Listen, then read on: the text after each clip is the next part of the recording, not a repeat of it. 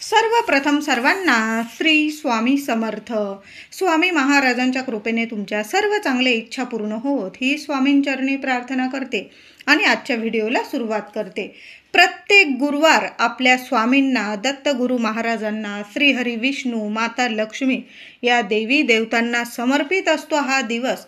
आजकालचं जीवन धावपळीचं आहे, मान्य आहे, पण आपल्याला आठवडाभर नाही ना वेळ मिळत. किमान गुरुवारी तरी आपण थोडी का होईना सेवा आपल्या स्वामींचरणी, दत्तगुरु महाराजांच्या चरणी, श्रीहरी विष्णू, माता लक्ष्मी यांच्या चरणी थोडी का होईना सेवा आपण दिलीच पाहिजे. प्रत्येकाने, तुम्हाला नाही ना आठवडाभर मिळत, किमान गुरुवारी तरी आपल्या स्वामींच्या दर्शनाला नक्की जात जा. तुम्हाला लाईन लावता येत नसेल, किमान नुसतं दर्शन घेऊन, स्वामींचं दर्शन घेऊन तिथं नतमस्तक नक्की होत जा.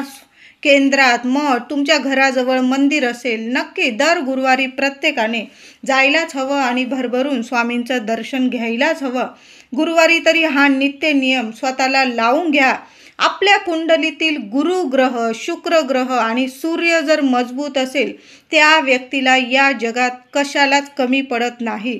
जरी काही तुम्हाला अडीअडचणी असेल, पण त्या अडीअडचणीतून सुद्धा तुम्हाला मार्ग मिळतील. जर तुमचे गुरु, शुक्र आणि सूर्य मजबूत असेल तर त्या व्यक्तीला कशालाच कमी पडत नाही. राजयोग नक्की येत असतो. म्हणून आपले हे तिन्ही ग्रह जास्तीत जास्त मजबूत कसे होतील ना, तेच आपण पाहिलं पाहिजे आणि यासाठी काही उपाय, काही सेवासुद्धा केल्या पाहिजे. हे ग्रह तर मजबूत होतीलच आपले, त्याबरोबर आपल्या स्वामींची, महाराजांची, श्रीहरी विष्णू, माता लक्ष्मी यांचा अखंड कृपा आशीर्वाद आपल्याला भरभरून मिळतो. आणि मग बघा, घरात अखंड लक्ष्मी नांदते, प्रत्येक कामात यश मिळतं, मनातील सर्व इच्छा पूर्ण व्हायला लागतात. आता दर गुरुवारी जर आपण असे विशेष उपाय, सेवा जर केल्या तर खरोखर जीवनाचं सोनं, आयुष्याचं सोनं एका रात्रीत नक्कीच होईल. मी म्हणत नाही की करोडो रुपये अगदी चालून आपल्या घरात येतील, आपल्याला कष्ट करावं लागणार नाही, नुसतं लोळत पडायचं, खायचं प्यायचं असं नाही. प्रत्येक माणसाला कष्ट करावेच लागतात. पण काही वेळा काय होतं, आपण कष्ट घेतो पण कष्टाला फळ मिळत नाही, नशिबाची साथ मिळत नाही, दैवी चमत्कार घडत नाही. मग असे गुरुवारी आपण जर काही सेवा, उपाय केले, खरोखर आपल्या गुरूंची इतकी कृपा आपल्याला मिळते की एका रात्रीत आयुष्याचं सोनंसुद्धा होऊ शकतं. स्वामी आहे, भरभरून देतात स्वामी, न मागता सुद्धा वेळ आली की भरभरून देतातच स्वामी. कुणाचीच झोळी खाली ठेवत नाही स्वामी. म्हणून आपल्याला गुरुवारी काही विशेष उपायसुद्धा करावे लागतात. तर काय करायचं, महिला असो, पुरुष असो, सर्वांनी दर गुरुवारी लवकर उठायचं आहे आणि चिमूटभर हळद टाकून आंघोळ करायला सुरुवात करा. उद्या गुरुवार आलेला आहे, प्रत्येकाने थोडंसं चिमूटभर हळद आपल्या आंघोळीच्या पाण्यात टाकून मग आंघोळ करायची आहे. महिलांनी केस धुवायचे नाही, पुरुष असतील त्यांनी केस धुतले तरीही चालेल, आपण महिलांसाठी हा नियम पाळतो. पण तुम्हाला जर केस धुवायचेच असतील महिलांनो, कुठं जायचं असेल तुम्हाला, तर काय करायचं, चिमूटभर हळद तर टाकतोय, पण चमचाभर गाईचं दूधसुद्धा टाका. तुम्हाला कुठलेही दोष लागणार नाही, मग तुम्ही केस धुवू शकता. पण गरज आहे तुम्हाला केस धुण्याची तर म्हणते, नाहीतर शुक्रवारी प्रत्येक महिलेने केस अवश्य धुवावे आणि मग माता लक्ष्मीची पवित्र मनाने, पवित्र शरीराने आपण पूजा करायची असते माता लक्ष्मीची. म्हणून गुरुवारी केस धुवू नका. दर शुक्रवारी सौभाग्यवती स्त्रियांनी केस धुण्याचा एकमेव चांगला दिवस असतो, शुभ दिवस असतो, तो म्हणजे शुक्रवार. खूप माता लक्ष्मी इतकी प्रसन्न होते जर कुठल्याही स्त्रीने शुक्रवारी केस धुवून माता लक्ष्मीची पूजा केली तर खरोखर त्या घरात अखंड लक्ष्मी नक्कीच नांदते. आता दर गुरुवारी फक्त आंघोळीच्या पाण्यात चिमूटभर हळद टाका आणि केस न धुता आंघोळ करायची आहे. मुलांच्या सुद्धा आंघोळीच्या पाण्यात चिमूटभर हळद टाकायला सुरुवात करा. गुरुग्रह मजबूत, हळूहळू मजबूत व्हायला सुरुवात होईल आणि एकदा का गुरुग्रह मजबूत झाला, शुक्रग्रह मजबूत झाला, सूर्यग्रह मजबूत झाला, हळदीचा हा चमत्कारिक उपाय दर गुरुवारी करायला सुरुवात करा आपले तिन्ही ग्रह मजबूत व्हायला सुरुवात होते. आता नुसती हळद आंघोळीच्या पाण्यात टाकूनच आपले हे तिन्ही ग्रह मजबूत होतील का? नाही. आपल्याला काही सेवासुद्धा करायची आहे. तर दर गुरुवारी आंघोळ झाली की थोडीशी हळद ओली करायची. साधं पाणी जरी टाकलं ना, थोडंसं एखाद्या वाटीत थोडीशी हळद घ्यायची आहे, त्यात थोडंसं पाणी टाकायचं आहे, किंवा तुमच्याकडं गुलाबजल असेल तर अवश्य टाका त्यात, आणि ती हळदीची पेस्ट तयार करायची आहे. आणि प्रत्येकाने थोडासा हळदीचा टिलक आपल्या कपाळी करायचा आहे. सुरुवात तर करा. ही थोडीशी हळद काय काय चमत्कारिक बदल तुमच्या आयुष्यात घेऊन येईल तुम्हालाच कळतील. लगेच फरक जाणवेल. काही ना काही चमत्कारिक घटना घडायला लागतील. तुम्ही बऱ्याच दिवसांपासून वाट बघत आहात, हे काम होत नाही, ते काम होत नाही, कुठल्याही कामात पाऊल टाकलं की तुम्हाला अपयश मिळतं. असं जर होत असेल तुमच्या घरात किंवा तुमच्या जीवनात, किंवा पैशांविषयी काही अडीअडचणी असतील, तर हळदीचा तिलक लावायला सुरुवात करा. तुम्ही हळद घ्या, थोडंसं गुलाबजल टाका, गुलाबजल नसेल साधं पाणी टाका, आणि प्रत्येकाने, अगदी लहान मुलं असतील ना, विद्यार्थी, त्यांनी सुद्धा हळदीचा हा तिलक दर गुरुवारी नित्य नियम करा. आंघोळ झाली की हा तिलक लावायला सुरुवात करा. घरातल्या प्रत्येक व्यक्तीने हा तिलक आपल्याला कपाळी लावायचा आहे. हळद ओली करायची आणि आंघोळीनंतर लगेच तिलक करायचा. महिलांनी जर बेंबीत लावायची असेल तुम्हाला, तिथंही लावू शकता. यामुळे तुमचे ग्रहमान, वाईट ग्रहमान असतील ते सुद्धा नष्ट होतील, आणि तुमच्या कुंडलीतील हे तिन्ही ग्रह मजबूत होतील, आणि आयुष्यातील मोठमोठे चमत्कारिक बदल तुम्हाला जाणवू लागतील. प्रत्येक इच्छा तुमची पूर्ण व्हायला लागेल. अगदी हळूहळू का होईना, पण तुमच्या इच्छा पूर्ण व्हायला लागेल. तुम्ही जे काम करताय त्यात तुम्हाला कष्टाला फळ मिळायला लागेल. विद्यार्थी असेल त्यांची बुद्धीसुद्धा तीक्ष्ण व्हायला लागेल. काही वेळा मुलं अभ्यास करता, सकाळी अभ्यास करताय, रात्री थोडं विसरताय. काही वेळा असं सुद्धा होतात. आजकाल अभ्यास इतका असतो की मुलांची सुद्धा स्मरणशक्ती वाढणं खूप गरजेचं आहे. मग मूल लहान असो किंवा मोठं, नोकरी करणारी मुलंसुद्धा खूप नोकरीत वगैरे त्यांना टेन्शन असतं. मग गुरुवारी आंघोळीच्या पाण्यात हळद आणि हळदीचा हा तिलक आयुष्यात खूप मोठमोठे चमत्कार नक्कीच घडवून आणेल. म्हणून महिला असो, पुरुष असो, विद्यार्थी असो, हळदीचा हा तिलक लावायला सुरुवात तर करा. त्याचबरोबर महिलांनो, दर गुरुवारी थोडासा कापूर कांडायचा, बारीक करून घ्या कापूर. थोडंसं पाणी घ्या, त्यात थोडासा कापूर टाका. भीमसेन कापूर असेल तर अतिशय उत्तम, साधा कापूर असेल तरीही चालेल, पण भीमसेन कापूर आणून ठेवा. आणि त्याचबरोबर पाण्यात थोडीशी हळद, कापूर आणि हळद मिक्स करून घ्या पाण्यात, आणि घराच्या कान्या कोपऱ्यात हे पाणी शिंपडून द्यायचं आहे. भाड्याचं घर असो किंवा स्वतःचं असो, तुम्ही भाड्याच्या घरात राहत असाल तरी पण तुम्ही त्या घराचं भाडं देत आहात. ते तुमचं घर आहे, तुम्ही त्या राहत आहात. जोवर तुम्ही त्या घरात राहत आहात ते तुमचं घर आहे, त्यात तुम्ही संसार करत आहात. म्हणून त्या घरातले वास्तुदोष दूर होणं खूप महत्त्वाचं आहे. असं नाही की भाड्याचं घर आहे कसंही राहू आपण, असं नाही. प्रत्येक घरात वास्तू असते, ही नेहमी तथास्तूच म्हणत असते. म्हणून भाड्याचं असो स्वतःचं असो, दर गुरुवारी कापूर आणि हळद पाण्यात मिक्स करायची. चांगली पाणी चांगलं मिक्स करा आणि घराच्या कान्या कोपऱ्यात हे पाणी शिंपडायला सुरुवात करा. अगदी अंगण असेल, उंबरठा असेल, सगळीकडं हे पाणी शिंपडायचं आहे. आणि नंतर स्वच्छ उंबरठा पुसायचा.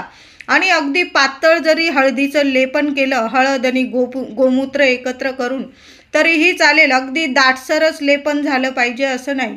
पातळ जरी केलं तुम्ही तरीही चालेल. पण दर गुरुवारी हे उपाय महिलांनो आपल्या घरात झालेच पाहिजे. बघा, वास्तुदोष तुमच्या घराला नावाला सुद्धा उरणार नाही काही वेळा आपण. म्हणून दर गुरुवारी असं पाणी आपल्या घरात नक्की शिंपडत जा. मोठमोठे वास्तुदोष तुमच्या घरातले दूर होतील. बघा, आपण काही वेळा सेवा करतो, उपाय करतो, पण काही फरक जाणवत नाही. आपल्या घरातलं वातावरण सकारात्मक होत नाही, पवित्र होत नाही, नकारात्मकता तिथं असते. तर हे उपाय जर आपण गुरुवारी सुरू केले तर हे उपाय माता लक्ष्मी सह श्रीहरी विष्णू आपल्या स्वामींना प्रिय आहे. हळद, गोमूत्र, कापूर आपल्या देवी देवतांना खूप प्रिय आहे, प्रसन्न करतात हे. म्हणून घरातली शुद्धता, पवित्रता वाढवण्याचं, सकारात्मकता वाढवण्याचं काम हे उपाय करत असता. म्हणून तुमच्या घरात कितीही वास्तुदोष असू दे, बघा वास्तू नेहमी तथास्तु म्हणत असते. म्हणून वास्तूत असे उपाय जर आपण केले आणि शांतता जर ठेवली तर खरंच सांगते अशा घरात माता लक्ष्मी आपले स्वामी नेहमी प्रसन्न राहतात आणि अशा घरात अन्नधान्याला कशाला कमी राहत नाही. अशा घरात आरोग्यसुद्धा नीट राहायला लागतं. म्हणून हे उपाय महिलांनो, उद्या गुरुवार आहे, गुरुवारपासूनच सुरू करा. लवकर उठायचं आहे आणि हे उपाय नित्य नियमाने दर गुरुवारी करायचेच आहे. बघा 5 गुरुवार करून तर बघा, तुम्ही नंतर नाही केले तरी चालेल, तुम्ही नेहमी करायला लागाल असे उपाय आहे हे. तुम्ही किमान 5 गुरुवार हे उपाय सुरू तर करा. 1 गुरुवारच्या आतच तुम्हाला फरक नक्की जाणवणार आहे. उद्या हे उपाय सुरू तर करा. 24 तासांच्या आत तुमच्या घरात आनंदाच्या बातम्या यायला लागतील, कामात यश मिळायला लागेल, मुलांची प्रगती व्हायला लागेल. म्हणजे खुश खबर, आपल्या घरात आनंदाच्या बातम्या यायला लागेल आणि आडलेली कामं, बरेच दिवस झाले तुमची कामच होत नाही, ते कामंसुद्धा आपोआप व्हायला लागतील. त्याचबरोबर दर गुरुवारी तुळशीला पाणी न घालता, आता आपण विठ्ठल रुक्मिणीची मूर्ती आहे, श्रीहरी विष्णूंची, बाळकृष्णाची मूर्तीला अभिषेक घालतोय, ते पाणी तुम्ही तुळशीला टाकू शकता. पण इतर पाणी नाही टाकलं तुम्ही तरीही चालेल. मग दर गुरुवारी काय करायचं, तुळशीला चमचा किंवा 2 चमचे मुळाशी कच्चं दूध अर्पण करायला सुरुवात करा. आणि ते दूध अर्पण केलं की चिमूटभर हळद पण अर्पण करायची. हळद आणि दूध अर्पण करताना ओम नमो भगवते वासुदेवाय नमः, ओम नमो भगवते वासुदेवाय नमः किमान 21 वेळा मंत्र जपत राहा. तुळशी वृंदावन असेल मोठं तुमच्याकडं आणि तुम्हाला जागा असेल तुम्हाला प्रदक्षिणा घालायला, तर किमान 21 वेळा मंत्रोच्चार करा आणि 21 तुम्हाला हे मारायचे आहे, प्रदक्षिणा घालायच्या आहे तुळशीला. आता वृंदावन असेल, तुमचं खिडकीत असेल, तुम्ही स्वतः भोवतीसुद्धा प्रदक्षिणा मारू शकता किंवा नुसतं, आता काहींना नाही उठबस होत, मग अशा स्त्रियांनी, पुरुषांनी नुसतं दूध अर्पण केलं आणि हळद अर्पण केली आणि ओम नमो भगवते वासुदेवाय नमः, ओम नमो भगवते वासुदेवाय नमः हा मंत्रोच्चार जरी केला ना, माता लक्ष्मीसह श्रीहरी विष्णू अखंड कृपा वास करणार आहे तुमच्या घरात. तुमच्या घरातलं दुःख, दारिद्र्य असेल, पितृदोष असेल, वास्तुदोष असेल, जी काही इडापिडा असेल क्षणात दूर होणार आहे. म्हणून दर गुरुवारी आपल्या तुळशीला नक्की थोडंसं दूध आणि हळद अर्पण करायचे आहे. तुळस लावायची असेल, गुरुवार बघून तुळस लावायला सुरुवात करा किंवा शुक्रवारी जरी तुळस लावली तुम्ही, अतिशय शुभ दिवस असतात. दर गुरुवारी माता लक्ष्मीची, श्रीहरी विष्णूंची पूजा आपण नेहमीच करतो, पण गुरुवारी विशेष करून गुरुवारी श्री विष्णूंची, माता लक्ष्मी पाय दाबत आहे अशी मूर्ती किंवा फोटो तुमच्याकडं असेल तर त्या फोटोची, मूर्तीची दर गुरुवारी छान अशी विधिवत पूजा करायची आहे. फोटो असेल छान पुसून घ्या, लाल पिवळी फुलं व्हायची आहे, चंदन किंवा हळदी कुंकवाचा तिलक करायचा आहे, काहीतरी गोडाचा नैवेद्य दाखवायचा आहे, पिवळ्या कलरचा नैवेद्य दाखवायचा आहे.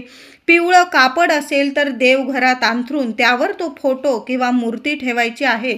म्हणजे बघा श्रीहरी विष्णू म्हणजे झोपलेले आहे आणि माता लक्ष्मी त्यांचे पाय दाबत आहे अशी मूर्ती, फोटो जर तुमच्या घरात असेल तर अतिशय उत्तम. नसेल तर तुम्ही गुरुवार बघून असा फोटो किंवा मूर्ती आणून तुमच्या देवघरात स्थापन करू शकता. पिवळी फुलं व्हा, माता लक्ष्मीला लाल फुलं व्हायची आहे, पिवळा नैवेद्य दाखवायचा आहे. यामुळे सुद्धा घरात मोठमोठे चमत्कारिक बदल तुम्हाला जाणवतील. म्हणून दर गुरुवारी अशा फोटोची किंवा अशा मूर्तीची माता लक्ष्मी श्रीहरी विष्णूंचे पाय चेपत आहे, दाबत आहे, त्यांची सेवा करत आहे, असा जर फोटो असेल तर खूप छान. बघा किती सुंदर, म्हणजे तो फोटो बघताच इतकं मन प्रसन्न होतं. मग अशा घरात वातावरणसुद्धा कायम प्रसन्न राहतं. म्हणून असा फोटो आणायचा असेल तर गुरुवार बघून नक्की आणू शकता तुम्ही.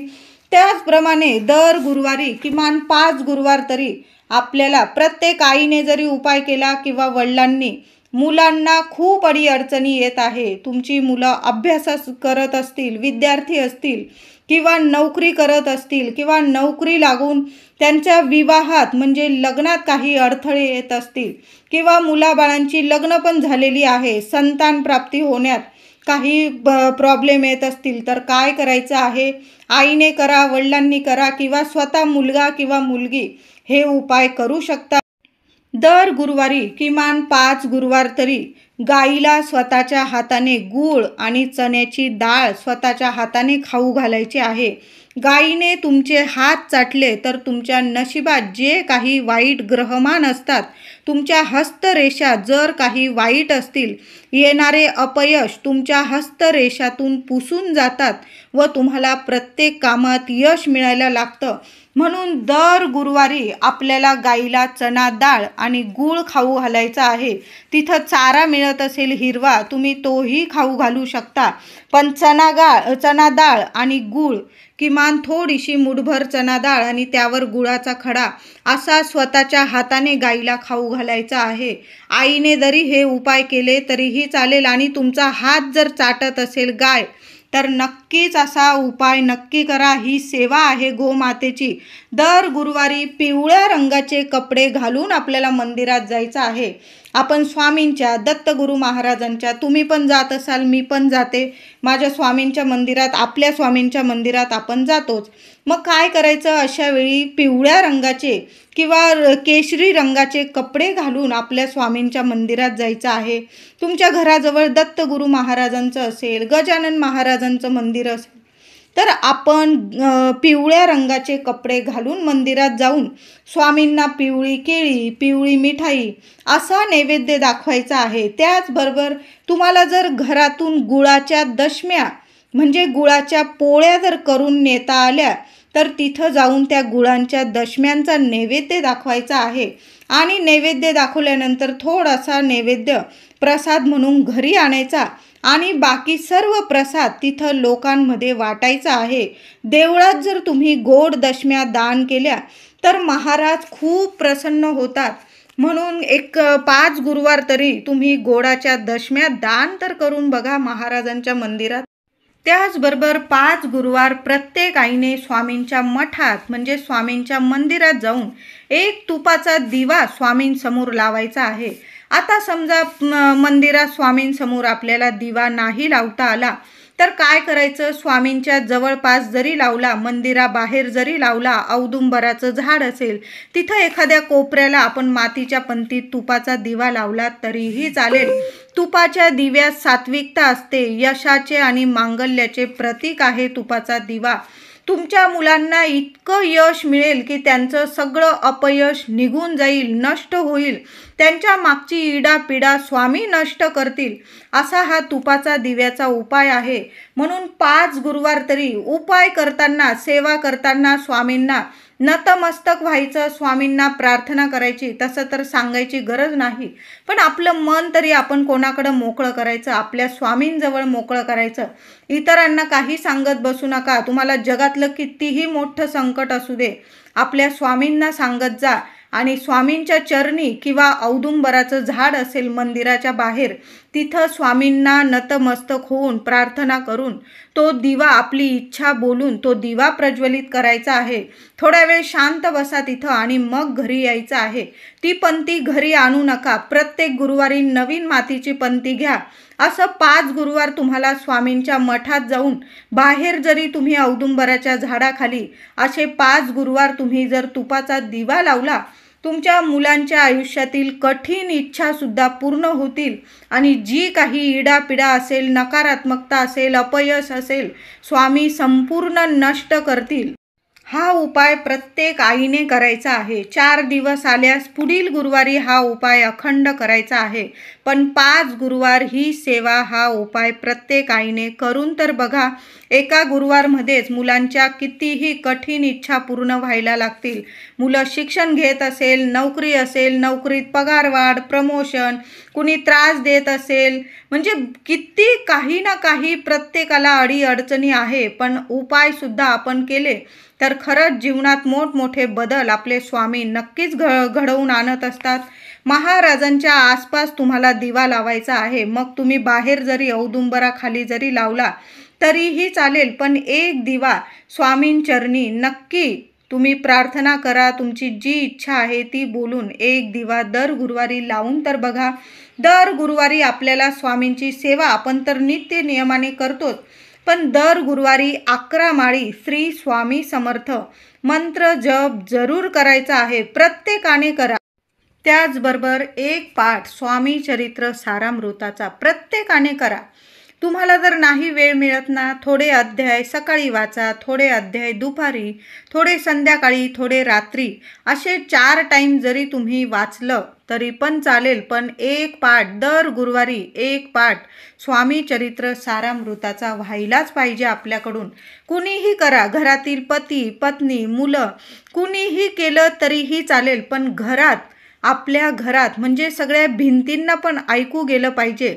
अशा स्वरात अगदी पुटपुटायचं नाही, थोडासा आवाज जर असा आपल्या भिंतींना पण गेला पाहिजे. आपल्या स्वामींचं स्वामी चरित्र म्हणजे आत्मा आहे आपल्या स्वामींचा. ते जर आपण थोडंसं वाचलं, एक पाठ जर दर गुरुवारी केला तर बघा जीवनाचं आयुष्याचं नक्कीच सोनं होतं. स्वामींची सर्वात प्रभावी सेवा जर म्हटली ना तर 11 माळी स्वामींचा जप आणि एक पाठ स्वामी चरित्र सारामृताचा. आपण 3 अध्याय तर दररोज वाचतच असतो, पण एक पाठ स्वामी चरित्र सारामृताचा दर गुरुवारी नक्की सुरू करा. एका बैठकीत नाही होत ना, मग थोडा गॅपनी तुम्ही वाचलं तरीही चालेल. त्याचबरोबर तुमच्या आयुष्यात जर खूप कठीण काळ सुरू असेल तर काय करायचं, ही सेवा आपण स्वामींची तर करतच आहोत, पण त्याचबरोबर गुरुचरित्रातील 14वा अध्याय आणि 18वा अध्याय नक्की वाचायला सुरुवात करा. तुम्हाला लहानशा पोथ्या छान बाजारात पूजेच्या दुकानात तुम्हाला मिळून जाईल. गुरुचरित्रातील 14वा आणि 18वा हे 2 अध्याय गुरुचरित्राचे मेरुमणी म्हणून मानले जातात, ओळखले जातात. हे अध्याय जो व्यक्ती घरात पठण करतो किंवा तुम्ही स्वामी केंद्रात, मठात, दत्तगुरू महाराजांच्या मंदिरात जरी बसून बोललात किंवा तुमच्या घराजवळ औदुंबराचं झाड असेल त्याच्या खाली जरी दिवा लावून तुम्ही हे 2 अध्याय पठण करायला सुरुवात केले तर कितीही कठीण समस्या असू दे, मार्ग 24 तासाच्या आत नक्कीच स्वामी स्वतः मार्ग काढतात. आपले दत्तगुरू महाराज स्वतः येऊन मार्ग काढतात. कोणत्या ना कोणत्या रूपात येऊन तुमची मदत नक्की करून जातील. स्वामींची सेवा आपण करतच आहोत. त्याबरोबर स्वामींना हे 2 अध्याय गुरुचरित्र स्वामींना प्रिय आहे, पण त्यातील तुम्हाला प्रत्येकालाच गुरुचरित्र पारायण करणं शक्य होत नाही. मग अशा वेळी कठीण काळ सुरू आहे, कुठलाच मार्ग मिळत नाही, मग काय करायचं, दर गुरुवारी घरात किंवा मंदिरात किंवा औदुंबराच्या झाडाखाली गुरुचरित्रातील 14वा आणि 18वा अध्याय हे 2 अध्याय पठण करायला सुरुवात करा. कितीही कठीण काळ असू द्या, नक्कीच मार्ग निघेल. 24 तासाच्या आत तुमच्या कठीण समस्या दूर होतील आणि स्वामी साक्षात आपल्याला दर्शन देतील. दत्तगुरू महाराज कोणत्या ना कोणत्या रूपात येऊन नक्की दर्शन देतील. तुम्ही जर औदुंबराच्या झाडाखाली दिवा लावून पाणी अर्पण करायचं औदुंबराला आणि दिवा लावून ते 2 अध्याय जर पठण केले गुरुचरित्रातील, खरंच सांगते आयुष्याचं सोनं झाल्याशिवाय राहणार नाही. म्हणून नक्की ही सुद्धा सेवा करायला सुरुवात करा. किमान 5 गुरुवार तर करून बघा. तुम्ही कायम तुम्ही ही सेवा करायला सुरू कराल अशी चमत्कारिक ही सेवा आहे, प्रभावी ही सेवा आहे, स्वामींना प्रिय ही सेवा आहे. म्हणून सुरू तर करा दर गुरुवारी. त्याचबरोबर स्वामींच्या दत्तगुरू महाराजांच्या आपण मंदिरात तर जातोच, मग मंदिरात गेल्यानंतर आपण स्वामींना पिवळ्या कलरची मिठाई, पेढे, केळी आपण नैवेद्य अर्पण करणारच आहोत. त्याचबरोबर मंदिराबाहेर सुद्धा कुणी गरीब व्यक्ती असेल त्याला पिवळी डाळ, चण्याची, तुरीची, मुगाची डाळ, केळी, गूळ, पिवळी पेढे असे दान दर गुरुवारी करायला सुरुवात करा. मी म्हणत नाही सगळंच दान करा, एखादी वस्तू, यातील एखादी वस्तू तरी दान करायला सुरुवात करा. बघा, खूप खूप छान तुम्हाला अनुभव यायला लागतील. पितृदोष सुद्धा नावाला राहणार नाही. असं गोरगरिबांना जर दान केलं दर गुरुवारी तर प्रखर पितृदोष सुद्धा नष्ट होतो आणि आयुष्यात सुख शांती लाभत असते. स्वामी कृपा होते आपल्यावर. म्हणून ही सेवा दर गुरुवारी करा आणि जेवढं दान होईल ना तेवढं नक्की करायचं आहे.